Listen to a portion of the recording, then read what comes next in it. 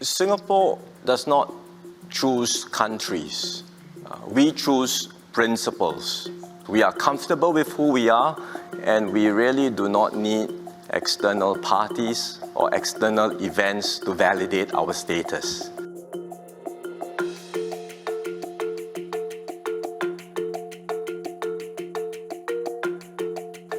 So Asia's future is full of promise. Yet there is nothing inevitable about this so-called Asian century, because we cannot extrapolate from recent trends and simply assume that Asia's rise is unstoppable.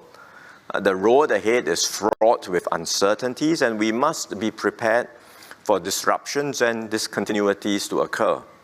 The first big challenge is the state of US-China relations and the implications for peace and stability in Asia. Nowhere are the risks more evident than in the Taiwan Strait, which has become the most dangerous flashpoint in the region. All the relevant parties, America, China, and Taiwan, say their policies have not changed. But in reality, they are all reacting to one another. So the situation is not static. Any incremental move by one party has its own dynamic, its own domestic political pressure, and it elicits a counter move by another. As a result, the situation is becoming more dangerous, and we are moving closer to the edge. So while all sides do not want a direct conflict, the risk of an accident or miscalculation have increased considerably. How the situation in Taiwan and the broader US-China rivalry unfold will depend largely on the actions of the two powers. Some of the strategic and ideological differences between the two countries appear insurmountable and may well be irreconcilable. But we hope both sides will be able to manage their differences, focus on the issues where they share common ground, and with time, gradually find a basis to rebuild trust, to coexist, and to work together. Meanwhile, the rest of us in Asia are not just bystanders. We have agency to shape developments in the region too. In particular, ASEAN countries of Southeast Asia do not want to be forced to choose sides. We want to grow our links with both the US and China. The second big challenge is rising protectionism that is undermining the multilateral trading system and the global economy. Because all over the world, countries are now prioritizing domestic and national security considerations. We understand why countries and companies would like to de-risk or diversify. No one wants to be overly reliant on a single supplier for raw materials, key components, or technology.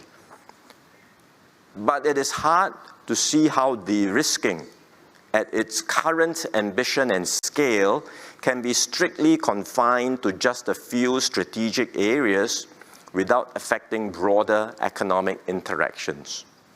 And if de-risking is taken too far, it would prompt reactions and unintended consequences.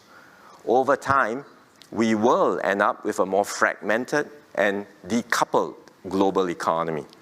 A fragmented global economy will split the world into competing regional blocs. There will be less trade, less investments, less diffusion of ideas, critical ingredients which help our economies to advance. And all this will make it harder for the developing countries of Asia to converge with the advanced world. And so in ASEAN, we will work to maintain the more open economic cooperation with broad participation from all countries. And this brings me to the third major challenge, which is climate change.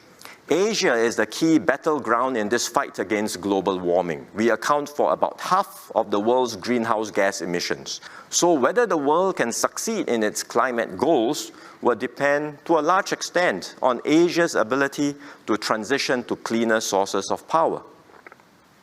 Addressing this will not be easy because millions of people in Asia still do not have access to electricity and clean water.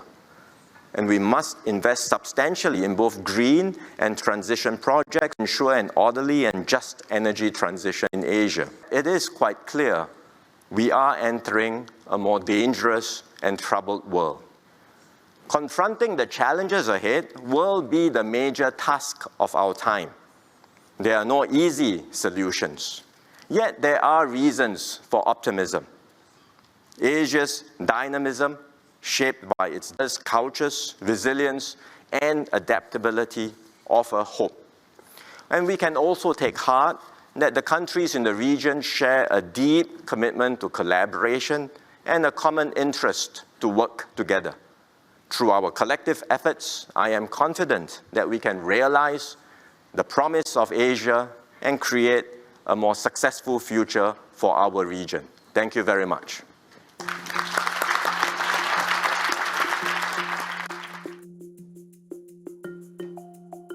Singapore does not choose countries.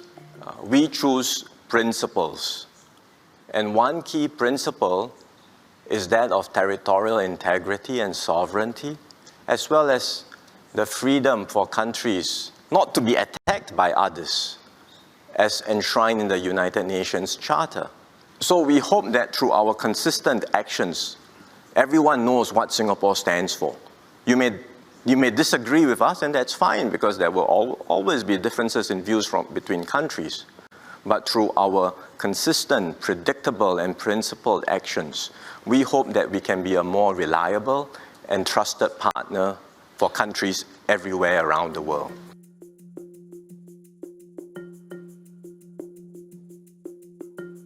We are comfortable with who we are, and we really do not need external parties or external events to validate our status. If you ask, does Singapore have the characteristics of other Western liberal democracies? The answer is not all. And in fact, we do not blindly copy what others do.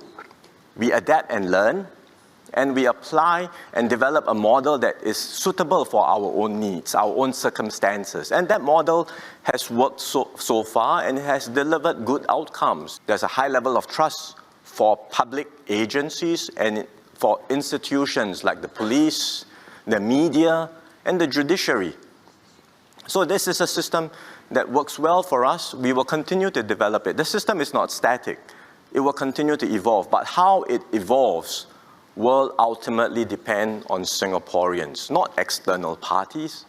So the reality is that we live in a more complex world, far more complex world that cannot be easily distilled into binary labels. And I think rather than have such frameworks that split the world or divide the world into opposing camps, it's far more important for us to find ways for countries to build common cause with one another, to coexist and to work together despite our differences.